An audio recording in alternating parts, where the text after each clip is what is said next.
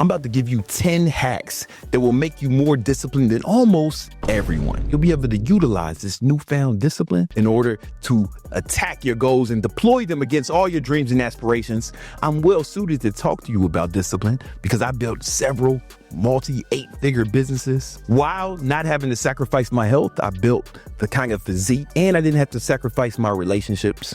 I have made a relationship with my family, my friends, me, Novia, but it all comes from discipline. Discipline is the key. Without discipline, you will fail in life. And if you don't have enough discipline to sit through this video and take copious notes, then success will forever elude you. You'll probably die poor, alone, and that's the best case scenario. If you die with some kids and you're poor, or a family and you're poor, now you're gonna train to be undisciplined fucks. They gonna end up in jail doing all types of bullshit. But if you're too undisciplined, you won't even have to worry about that because you probably won't be able to find a human woman to mate with you. So you won't have to worry about that. Hey, let's get into the habits.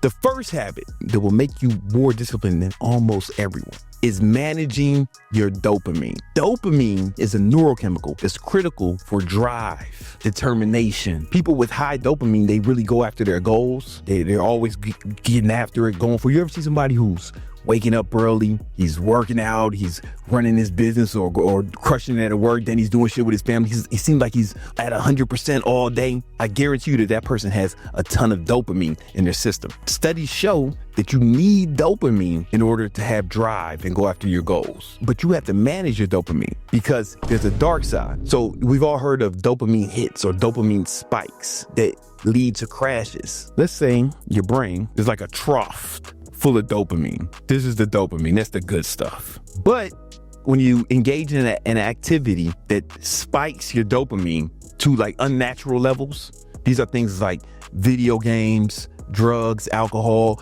casual sex, fucking hoes, pornography, bullshit. What these things do is they deplete your dopamine reserves. They'll come back to a high level, but it takes time. And this is what people experience the crash. This is the crash after an all-night rager. They doing a whole bunch of crazy dopaminergic stuff at night. Maybe they're at a party. Maybe they go out to the club, start doing drugs, casual sex with random people. The next day, their dopamine is going to be super low, and it's going to be really difficult for them to fuck around and do spreadsheets or fucking accounting in the morning, right? Doing something boring, because it's also the contrast. The dopamine levels will come back. However, it takes time. Problem is that people are doing these things over and over and over and over and over again, and they never give their body enough time to actually replenish their dopamine. And that's why they lack drive and motivation. So what you want to do instead is manage your dopamine levels. So you got to stay away from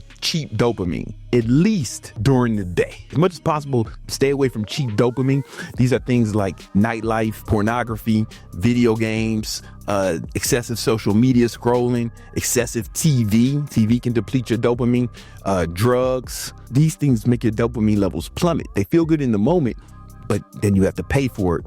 After. It'll be super difficult for you to actually go after your goals. Almost impossible to have enough discipline to go after your goals and really get after it in a state of depleted dopamine. So you want to manage these things. These are why vices are so nefarious. This is one of the reasons why I just noticed I started feeling better once I stopped doing all recreational drugs. I don't go out to clubs. I don't do parties, all that shit. I'll kick it with some friends, but I'm still at the crib, sleep by 10, because I want to really manage my dopamine. I just noticed that I had more drive for other stuff, that more like boring work for my business or whatever goals that I'm working on. And there's things you can do to actually help increase your dopamine naturally. They'll actually help increase your dopamine reservoir. So studies show that cold therapy, these are cold showers, ice baths, cryotherapy, has been shown to momentarily increase dopamine by 200%.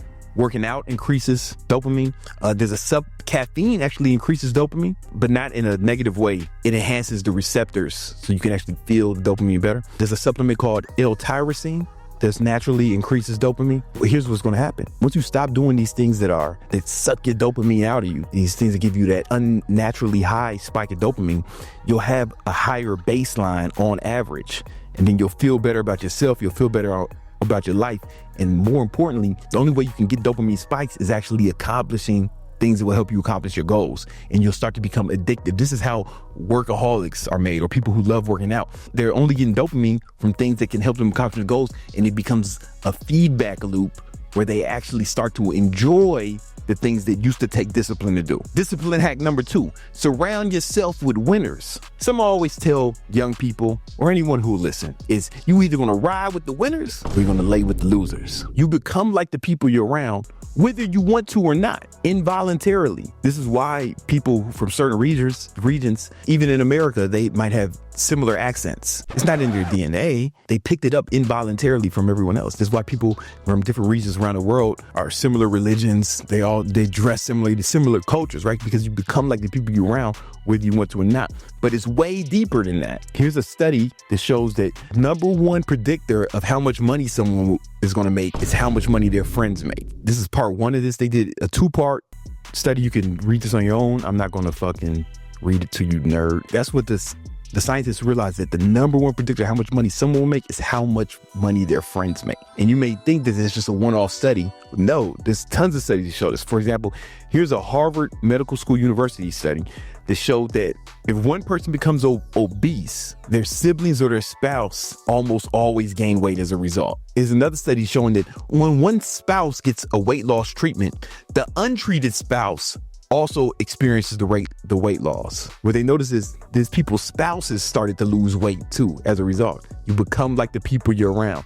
Here's another study. Weight loss treatments influence untreated spouses and the home environment.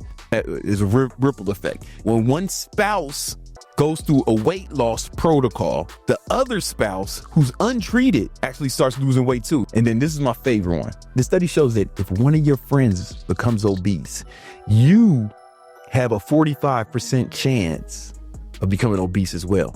But here's the crazy part, because we've kind of established that already. If a friend of your friend becomes obese, your likelihood of gaining weight increases by 20%. Let's say Nima, he got a fat friend that I don't even know. If that motherfucker gets super fat, Nima has a 45% chance of getting fat, but I now have a 25% chance of getting fat. Your fat ass friend is fucking up my shit. And I don't even know this motherfucker. Let's take it further. Let's say Nima has a friend who has another friend. Me and Nima don't even know this fourth motherfucker. If he becomes obese, I still got a 10% chance of becoming obese. I don't even know these motherfuckers. This was published in New England Journal of Medicine. And this is one of the largest obesity studies of all time. And it spanned over 33 years, right? To show that you can check this. This is really a fascinating study. You become like the people you're around, whether you want to or not. So if you make friends who are disciplined, who are going after their goals, you start hanging around them, that's going to rub off on you. And you're going to start to involuntarily assimilate, whether you want to or not. And also what I noticed is if my friends start fucking accomplishing goals, it does, start making a whole bunch more money every time it happens. Not only do I just start making money, right, because I'm with them, we're probably privy to a lot of the same information, but I don't want to get lapped by all my friends. I don't want my friends to be way more successful than me, you know what I'm saying? I don't want to be the fucking poorest friend, so it makes you want to step your game up. And I encourage my friends to make as much money as possible, to have as much success as possible, because I like that pressure, right? I'm not trying to hold them back to be better than them or to be on their level. It's like, I want them to keep going. It's going to propel me as well. But it's like that with fitness, money, anything. If you had disciplined friends, it'll be easier for you to be disciplined. If your friends are fucking shitheads, then, fuck them. Family members too. I've cut motherfuckers off, man, because they were shitheads. Family members, I was like, oh, you ain't got no integrity with yourself. You a bitch, nigga. I can't fuck with you. Hack number 3. All right, this is some next level shit. You may have heard some of the other shit, but I've invented some shit. I think you need to make a vision board. At the risk of sounding like one of these white chicks who collect rocks and shit, bitch got a gravel pit next to her bed, different colors. She praying to the moon, wearing hip jewelry. At the risk of sounding like one of them, there's something about visualizing yourself and having a vision board. Years ago, man, it might have been like almost 10 years ago. I had my video editor at the time, Johnny. He ain't with us no more. He Asian. So that means he's also good with technology. Fly with Johnny Ty is his YouTube name. He one of them fashion Asians. He talk about Asian fashion. It's lit. I said, yo, Fly with Johnny Ty. I want you to take this image of me, use Photoshop, and put these 2 trophies in my hand, right? So this is the plaque for 1 million YouTube subscribers. This is the plaque ClickFunnels gives you once you sell over $10 million with a funnel you made on ClickFunnels. And I printed this shit out and I put it on my fucking wall next to my desk, so I saw it every day. Look at this shit. That's the plaque. I got that one. I got the other one too, man. Straight up, there's something about this shit. I made it happen, and I had it in front of me every day, and I would see it, and I would like imagine myself like that. I would feel the feelings, and then I would still go after my goals, still work super hard. But yo, that shit, it maybe is a coincidence. Maybe it's all in my head. But here's what I think happens. This part of your brain called the reticular activation system, right? And it's located at the bottom of your brainstem, and it's responsible for filtering out the world. There's too many sounds, colors, textures, stimuli for you to focus on everything in your environment. So your reticular activation system, what it does is it filters out what it deems important. It's kind of like when you or one of your friends gets a new car and you start seeing that car everywhere. You didn't attract the car, dummy. The car was always there. It just wasn't activated by your RAS system. But once it got activated by your RAS, then you started to notice it. But the car was there the whole time. That's what I believe is happening with the vision board. I had this in front of me and I started seeing different paths to victory. I started seeing different things I could do. They were already there, but I activated them in my reticular activation system. And now I got both of those things, man. And I got tons of other examples about like this, but I'm gonna show you, here's what you do. Now we got AI. I had Johnny at the time. Y'all ain't got to fly with Johnny Ty. I'm not going to teach you how to do it. I went to this website called afal.ai. And this is a website where they had different models, all kinds of image generation, video generation, everything, right? And I trained an AI model on pictures of me. I just uploaded pictures of myself, right? In the Flux Laura Portrait Trainer. Boom. So if I click on this and I trained a few models, right? So here's one of my models. Now the prompt is king. Every time I say have king in here and I tell it what to generate, it'll generate whatever I want. So instead of having Johnny Ty fucking copy and paste that shit, now you can do whatever you want to accomplish. What I'm gonna do is I'm gonna put a prompt in here of me. I'm just gonna say what I am, what I'm doing, boom, right? I put the prompt in here, boom. Let's see what happens. Boom. Make your own vision boards, man. But it's like, it's you in the shit. I said, yo, man, me surrounded by money. You can print that shit out. You can put it, you make your screensaver or something and really visualize it. I had a video editor at the time to do that shit for me, right? But you could just do it. Hold on, let me do another one for him. Boom. You can do exactly what I did before, but now we got AI. Check it out. What you trying to accomplish, man? How you want to live? I wouldn't wear that. I don't want to visualize that, but this shit works too. What you trying to accomplish, man? Visualize it, man. And you can see it and you make it you. And what this is going to do is this is going to train your RAS system to see different paths on how you can accomplish this. And I don't think it's magic. I really think it's just psychology. When you start visualizing yourself as accomplish something, your mind will start seeing the paths, seeing ways around obstacles because they exist. You can do it. You'll be able to find it, man. I'm telling you. Hack number 4 to become more disciplined is the list of hate and the list of great. I've talked about this before, but you motherfuckers ain't doing it, otherwise you'd be rich by now. This is one of my top discipline hacks. So Sigmund Freud, he was a coked up pervert, but he was also the father of modern psychology, right? And Sigmund said, the reason anyone does anything, this is a guy doing something, he's either moving towards pleasure, this heart represents pleasure, or away from pain, perceived pleasure or perceived pain. This is the reason why anyone does anything. He called it the pleasure pain principle thing. And you see it in the animal kingdom as well, right? You know, that's how you guys train your pets. You know, when your dog does something good, you give him a treat. Now he's doing that shit all the time so he can get some treats. Or like if your dog does something bad, like pisses on your girlfriend or something, then you gotta, I don't know, I never had a dog. How they punish dogs? You pistol whip them, spray them with water. I don't know what you guys do, right? But then the dog learns to avoid pain. Let me not piss on the chick. You know what I'm saying? Let me not piss on this nigga's bitch. You know what I'm saying? So I can just avoid some pain. Humans are the same way. All the decisions we make are to avoid pain or to move away from perceived pain or towards perceived pleasure. So right now, you find it difficult to maybe eat right because you associate pleasure with junk food and you associate pain with healthy food. A lot of people associate pain with working out and they associate pleasure with, they'll do something instead like video games. People associating pain with reading, so they don't study, and they associate pleasure with beating off. These are just examples. You think you need discipline to fight this urge, but you're going against your natural proclivities. What you need to do is change your association with pain and pleasure. And the way to do that is with list of hate and list of great. So what I want you to do, make a list of everyone who's doubted you, who said you couldn't accomplish your goals, who hated on you, chicks who cheated on you, chicks who rejected you, any motherfucker who's standing in your way, all detractors, misanthropes, anyone who tried to stand in your way of greatness in any capacity. Put them on a list of hate. Write this list, make it an extensive list, and then you look at this list every morning. And just remember, when you don't work hard, the haters win. If you don't accomplish your goals, they weren't hating on you. They were just making a fair assessment of your capabilities. They were just correct. You making some of these haters look like goddamn fortune tellers. I'm about to start asking these motherfuckers for stock tips and lottery numbers, man, because they fucking called it perfectly on your goofy ass. If somebody did something mean to you, somebody hurt you or attempted to hurt you in any capacity, we live in a civilized society. We can't fuck them up anymore. The only way to hurt them is with your own success. Some people have made even fucking videos about this and say, oh, you shouldn't be thinking about the haters, you should do it for yourself. And you're like, yo, shut your bitch ass up, man. You on the list now, bitch nigga. What this does, this makes you invincible. Now when someone hates on me, I get excited. I'm like, oh man, I needed some more ammunition. I needed some more fuel. I was about to rest. I got all these millions and shit. I needed another reason to accomplish more.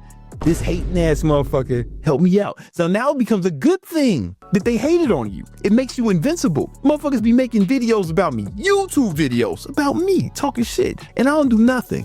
I don't respond. I'm not about to get into an internet beef here. I won't even watch it. The only time I ever watch this shit is somebody sends it to me, you know what I'm saying? But I don't even be watching this shit. Motherfuckers be tagging in this shit. It'll show up on my feed, but I ain't gonna watch it. It's like, these motherfuckers ain't fit to judge the king. But it's like, oh shit, more motherfuckers is hating. Nice. This is more fuel. So I don't sit around all angry. I'm excited, like, I'm gonna give him something to hate on. This is one dude, but he was talking all types of crazy shit about me, man. You know what I'm saying? And it's fucked up because we was friends. Well, we was cool with each other at least, And I ain't responding to nothing. Next thing you know, this motherfucker having heart attacks, almost dying and shit. He on YouTube talking about he ain't got no money no more, he broke. And I ain't even have to do nothing, man. But his hate helped me and hurt him, right? Because when somebody's hating on you, right, you think God's gonna bless the person who's out here talking shit about people. God ain't gonna bless a motherfucker who out here spreading negativity, man. He only gonna bless the people who spreading positivity, man. Like, really think about it. If you believe in any higher power, you're really doing yourself a disservice. So that's why I don't even try to get these people back. I don't talk shit about them because I don't want to get sucked into that negativity, right? Where I'm spreading negativity throughout the world. I just stay positive, optimistic, and I focus on the people I'm trying to help, my business and everything. And, God will bless you for that. What did Jesus say, man, when he was on the cross? Your Father, forgive them. They know not what they do. I just be letting shit ride. I be like, all right, man, now you on the list of hate. Once I fucking accomplish even more, you're going to feel sorry that you wasn't an ally. I could help some of these motherfuckers right now if I wanted to, if they wasn't on that bitch nigga shit. This will give you fuel. So every time you want to do some bullshit, just think, man, if I do that, the haters win. Every time you don't work on your goals, the haters win. Every time you skip a workout, the haters win. Every time you eat some candy or cake, like a fucking woman or a child, the haters win. Who's gonna win? The onus is on you. Then you're gonna make the list of great. So remember, we talked about making your vision board. Imagine a version of yourself who already accomplished all the goals, all the dreams, all the aspirations you want. And then go back to your list of great. Start writing the list. Like, what kind of habits does he have? What time does this person work up? Does he skip workouts? Is he consistent? Make a huge list and look at that list every day. Look at the list of hate and then look at the list of great every day.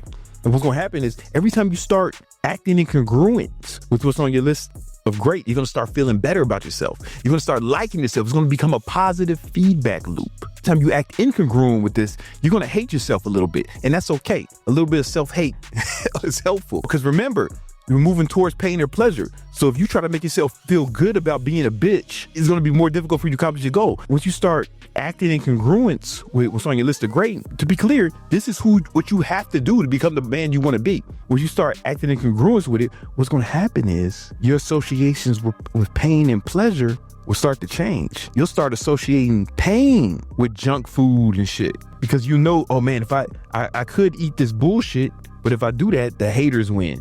And you'll start associating pleasure with the healthy stuff, with the good things. Not only are you shitting on the haters, but also you start acting in congruence with what's on your list of great. And then you start to like yourself more.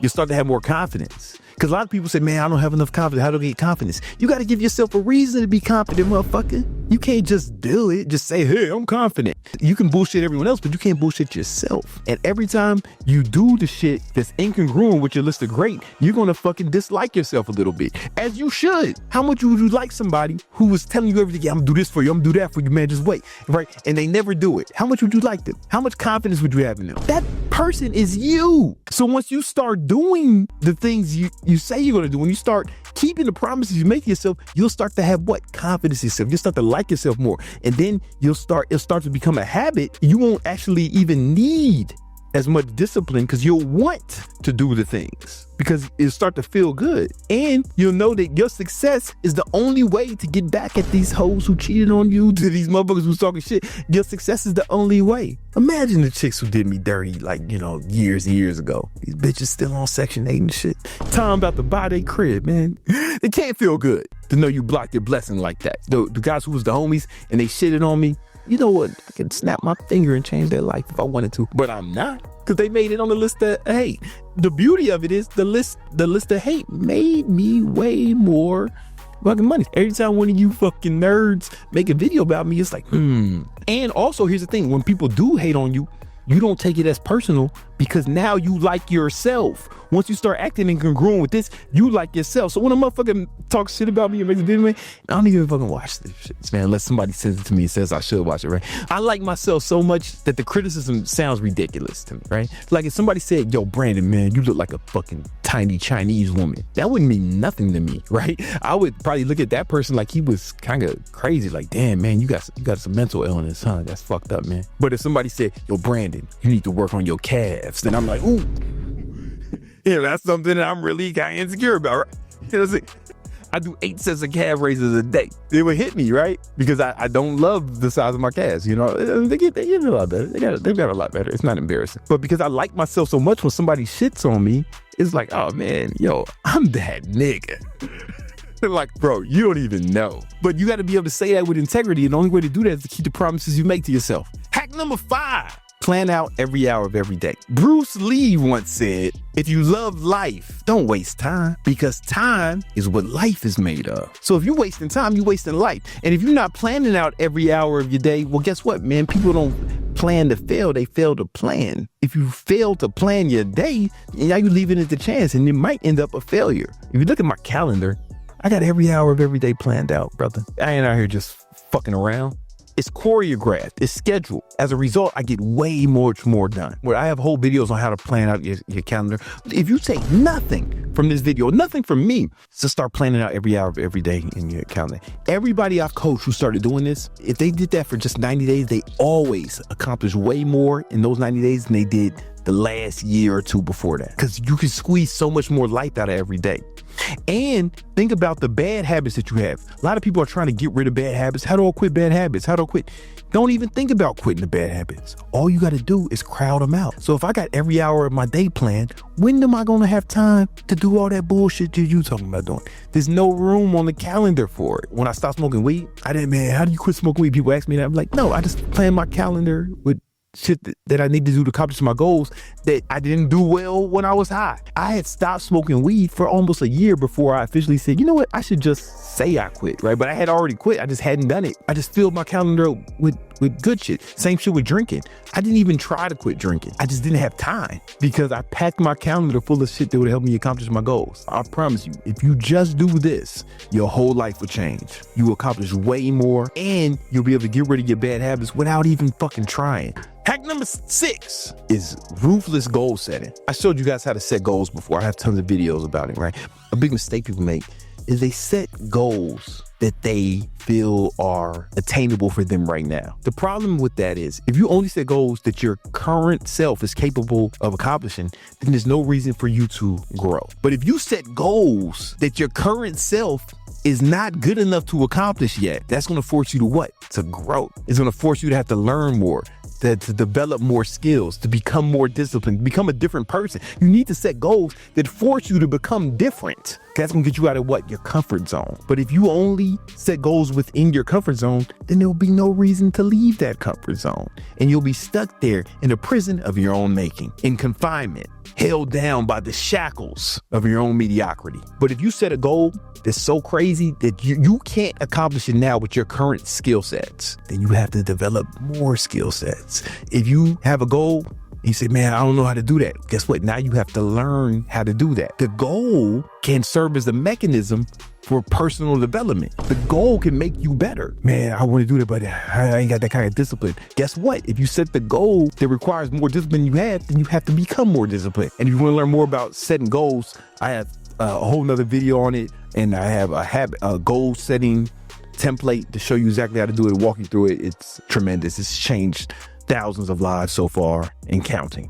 Hack number 7, track everything. Track the metrics. I've talked about this before, and I'll put the link in here to a habit tracker that we have in there, you know what I'm saying, that you guys can check out. It's in the description now, actually. I track what time I wake up. I track how many hours of sleep. I track every workout. I track all the food I consume, all my macros. I track how much water I drink each day. I track all the KPIs for my business, leads, revenues, conversions, engagement, and I look at all these numbers daily. A lot of times when we have goals, what happens is we focus on the goal, right? This trophy represents the goal you want to. But sometimes the goal, especially if you set goals the way I told you, they may be like far away from where you are, and it may look almost insurmountable. Like, oh, I can't do that. That's so far. And then you might see other people who accomplish that goal, and you start feeling bad as a result, jealousy. You start hating. This is how haters are made. Haters will see somebody shining, and you're like, I can't do that. On the emotional scale, animosity and anger feels better than inadequacy. So that's why they rather just hate, because it relieves them of the feeling of inferiority they experience when they see a real nigga flexing on them. They start to feel better. But this can happen to all of us when we look at our goals and we feel like we're too far away. Instead, you want to think about all the metrics, all the actions that need to be accomplished for you to actually hit the goal, and just focus on the actions. Just focus on the metrics. For example, if you want to lose 10 pounds of fat 10 weeks, easy, right?